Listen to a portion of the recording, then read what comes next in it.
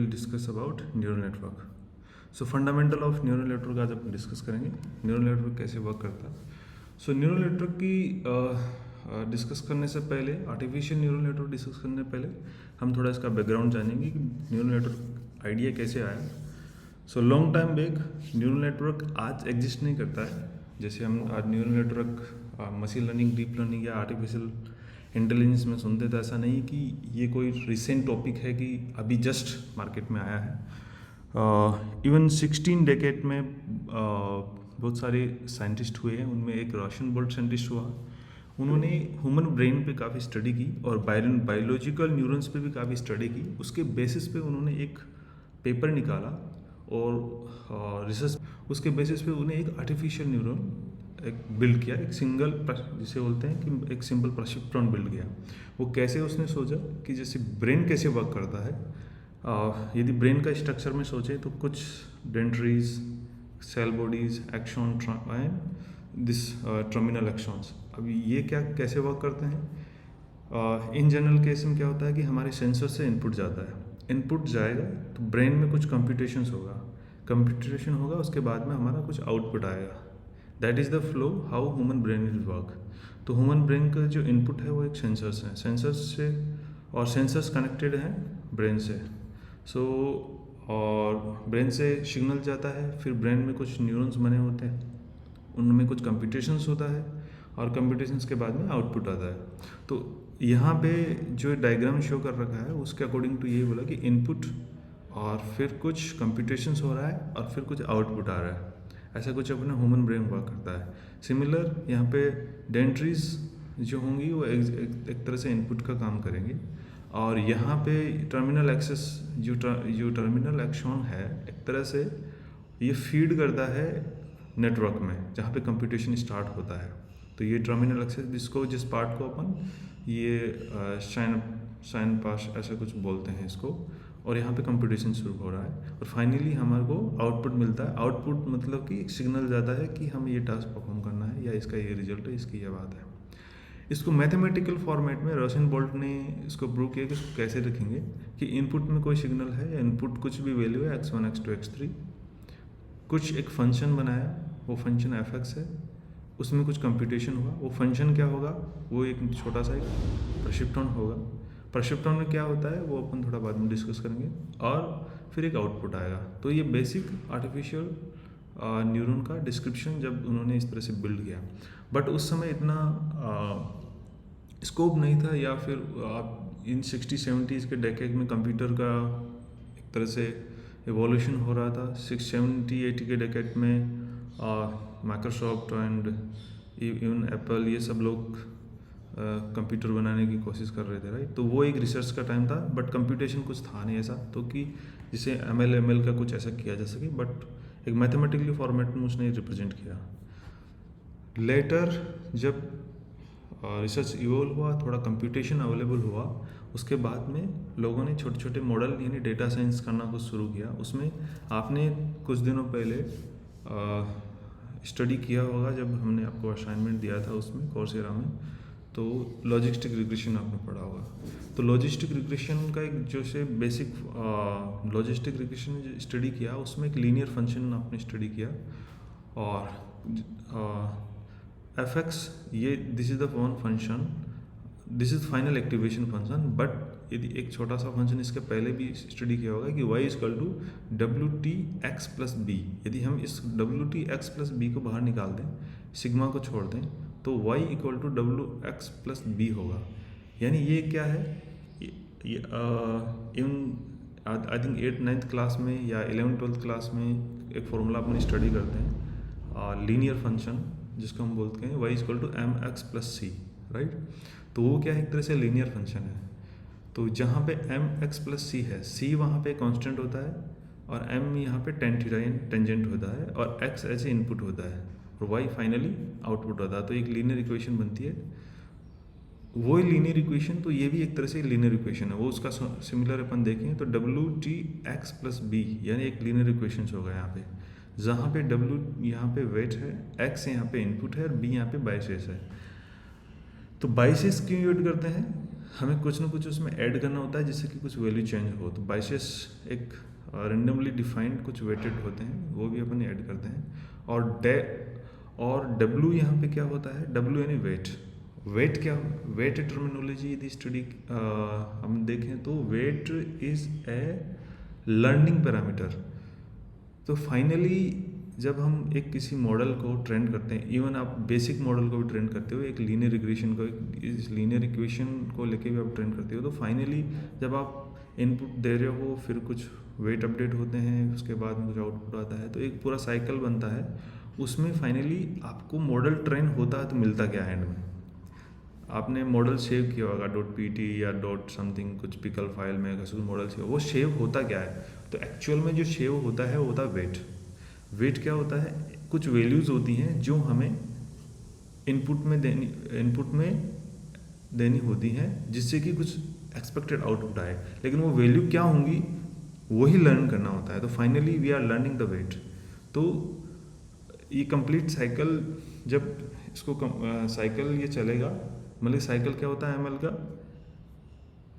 Input होगा, फिर उसके बाद में दिस फंक्शन कंप्यूट होगा, फिर हम एक कॉस्ट फंक्शन या लॉस फंक्शन लेते हैं जो आपने पहले स्टडी किया होगा। लॉस फंक्शन के बेसिस पे क्या होगा, अगेन अपन इस वेट को अपडेट करते हैं, राइट। तो यहाँ पे बेसिक अपन न्यूरल नेटवर्क पढ़ रहे हैं, उस डिटेल में नहीं जा रहे हैं कि वेट क्या होगा या फिर लॉस फंक्शन कैसे काम करेगा, ये करेगा वो हम डिटेल में बाद में जाएंगे कि लॉस फंक्शन और कॉस्ट फंक्शन कैसे काम करेंगे, कैसे वो अपडेट होते हैं, ग्रेडियंट डिसेंट कैसे काम करेगा, ये सब नेक्स्ट सेशंस में अपन देखेंगे। बेसिक आप आज अपन इतना समझते हैं कि न्यूरल नेटवर्क कैसे वर्क करता है। तो यहाँ पे जो ये इक्वेशंस मैं जो बता रहा हूँ, ये न्यूरल नेटवर्क नहीं है, ये सिंपल लॉजिस्टिक रिग्रेशन का फंक्शन है। सिग्मा यहाँ पे एक एक्टिवेशन फंक्शन है, और ये जो इनपुट जेड जा रहा है, जेड क्या है यहाँ पे WT(x+b), ये जेड है, ये इनपुट जा रहा है 1/x। तो ये एक एक्टिवेशन फंक्शन है। एक्टिवेशन फंक्शन क्या होता है, न्यूरॉन को एक्टिवेट करने के लिए काम में लिया जाता है। अब एक्टिवेशन फंक्शन भी एक बहुत बड़ा टॉपिक है, एक्टिवेशन फंक्शन भी अपन नेक्स्ट सेशंस में पढ़ेंगे कि किस तरह से एक्टिवेशन फंक्शन काम करता है। बट यहाँ पे अपन इतना समझ लीजिए कि कोई ना कोई इनपुट होगा, और इनपुट किसी एक लीनियर इक्वेशंस में अपन एज ए इनपुट देते हैं। ये दोनों WT और B रेंडमली हम इनिशियली स्टार्ट करेंगे, और फाइनली इसका जो आउटपुट आएगा हम किसी एक्टिवेशन फंक्शन में देंगे। एक्टिवेशन फंक्शन क्या करेगा, क्योंकि ये इक्वेशन लीनियर है, इसको नॉन लीनियर बनाना है। नॉन लीनियर के बहुत सारे एडवांटेज होते हैं, वो अपन और डिस्कस करेंगे। तो और फाइनली जो आउटपुट आएगा वो एक्टिवेटेड आउटपुट आएगा। This is the final output, कि जैसे क्लास 1 है या 2 है, अभी जैसे ये एक्टिवेशन फंक्शन है, इसका आउटपुट की रेंज होगी, उस रेंज के अंदर इसका आउटपुट आएगा। सो एक दूसरे तरीके से यदि अपन और देखते हैं इसको, तो एक और एग्जांपल लेते हैं।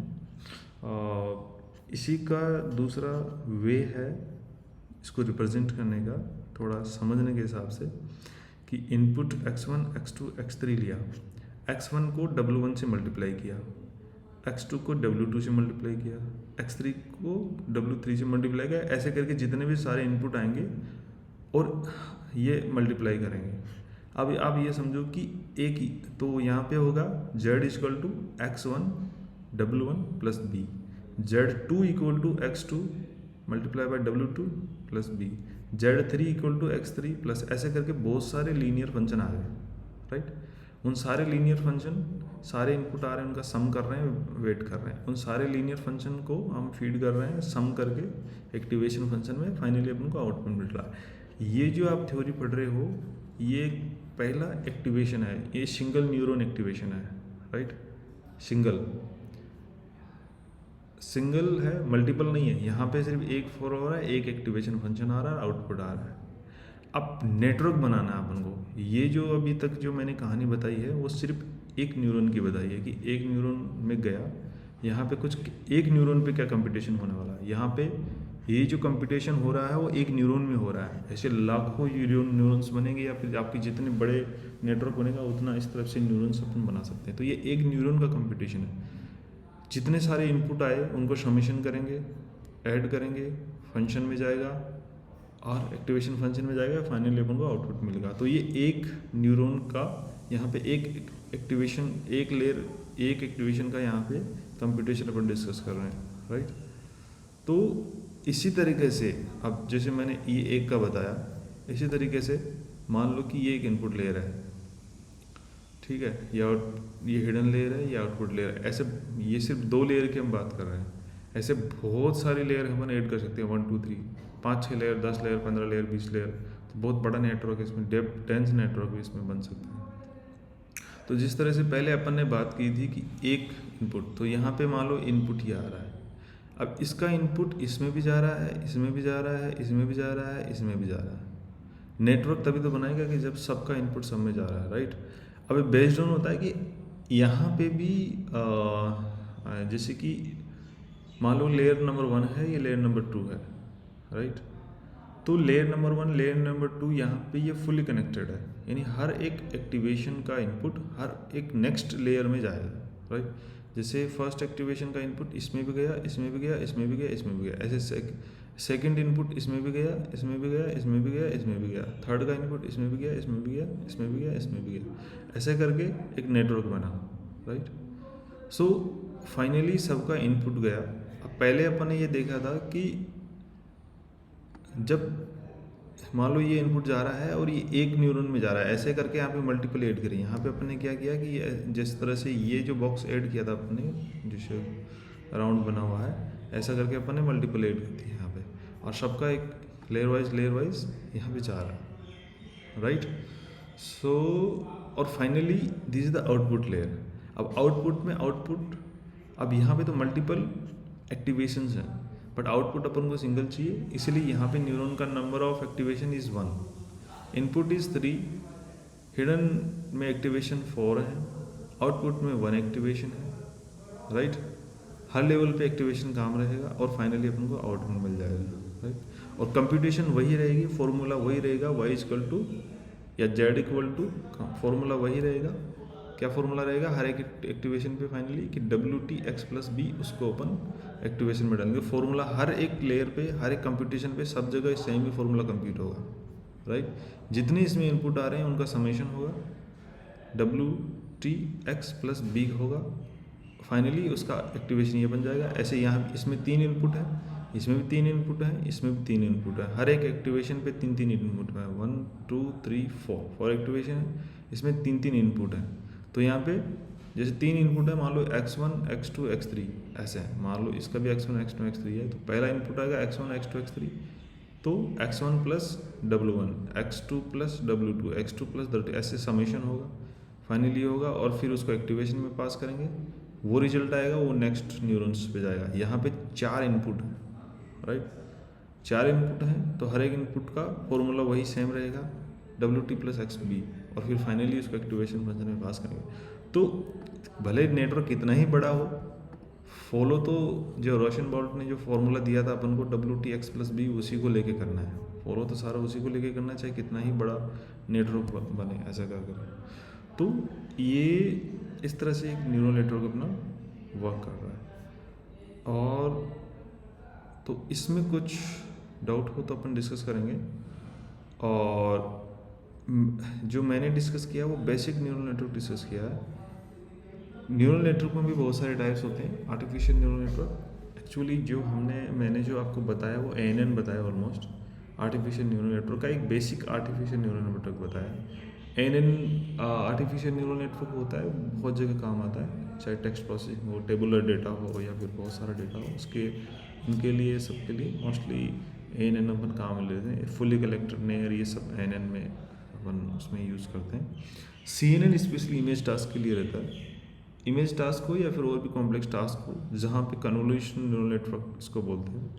और कन्वोल्यूशनल एक मैथमेटिकल टर्म है, कन्वोल करना किसी को, तो कन्वोल्यूशनल आई थिंक मैथमेटिशियन जो मैथमेटिक्स में आपको यदि स्टडी किया हो तो कन्वोल्यूशनल क्या होता है वो आपने पढ़ा हो, तो वो कन्वोल्यूशनल कंप्यूटेशन करने का जो फॉर्मूला होता है वही यहाँ पे अपन यूज़ करते हैं। इसको इन डिटेल अपन जाएंगे।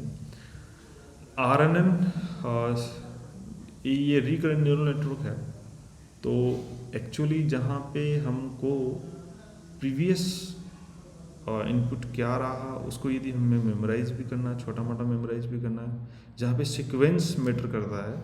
जैसे कुछ भी सेंटेंस है, सेंटेंस में I am going to school, या ऐसे बोलो कि रमेश गोइंग टू स्कूल, तो Ramesh is subject, going to यानी जा रहा है, टू यानी स्कूल जा रहा है, तो स्कूल का संबंध गोइंग टू से है और उसका संबंध किसी सब्जेक्ट से है। तो यहाँ पे एक सीक्वेंस बन गया, राइट। जहाँ पे सीक्वेंस का काम करता है वहाँ पे RNN ऐसे करके एल्गोरिदम्स में लेते हैं। तो इस तरह के 2-3 टाइप के एल्गोरिदम्स हैं, ANN, CNN और RNN। तो ये मोस्टली 3 पॉपुलर एल्गोरिदम्स हैं, उसके अलावा भी बहुत सारे न्यूरल नेटवर्क आपको मिलेंगे, बट मोस्टली अपन जिस पे अपन मोस्टली फोकस करेंगे, इन तीनों पे अपन फोकस करेंगे। और नेक्स्ट सेशंस में CNN के बारे में बात करेंगे। अभी बेसिक न्यूरल नेटवर्क के बारे में यदि कुछ डाउट है तो वो अपन डिस्कस करते हैं। इसके अलावा फिर आगे हम फिर एक्टिवेशन फंक्शन के बारे में थोड़ा अपन इन डिटेल धीरे धीरे जाएंगे। मेरे ख्याल से इसको भी डाइजेस्ट करना बड़ा मुश्किल रहेगा, जब तक आप स्टडी करके नहीं आएंगे तब तक इसको डाइजेस्ट नहीं कर पाएंगे। तो इसके रिलेटेड कोई डाउट है तो हम डिस्कस करते हैं।